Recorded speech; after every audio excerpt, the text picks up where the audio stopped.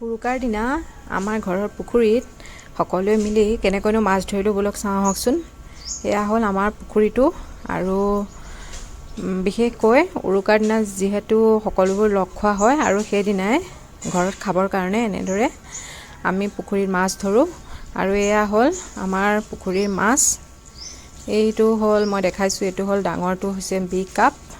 আৰু যিহেতু ঘৰৰ পুখুৰীৰ নিচিনা মাছটো হ'বই নোৱাৰে সোৱাদ। আপোনালোকে বাৰু উৰুকাত কিহেদি খাব বিচাৰিছে? আমাৰ আজি দিনৰ সাঁজ এয়া, ৰাতিলেতো মাংসয়ে হ'ব, হাঁহ। আগতেতো সকলোৱে মিলি এনেদৰে ঘৰত গাঁৱত এনেদৰে মিলি সকলোৱে খোৱা বোৱা কৰে, কিন্তু আজিকালি বিজি লাইফটোত সকলোৱে সেইবিলাক বাদেই দিয়ে।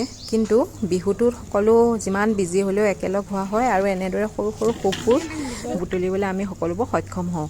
আৰু এয়া আমাৰ বেবীয়েও মাছ লৈ আহিছে আৰু সেয়া সকলোৱে এনেদৰে লাগি আছে। আমাৰ বেবীয়ে আকৌ মাছটো এইটো ডাঙৰটো ধৰিবলৈ ভয়ে লাগিছে তাই। এইটো হ'ল চাইনা পুঠি। চাইনা পুঠিটো অকণমান ডাঙৰেই হৈছে। আৰু আমাৰ এইজনী মিঠু, তাইও খুব মানে ফূৰ্তি পাইছে। আৰু এইজনী হ'ল পিহু, সৰু এটা মাছ উঠাই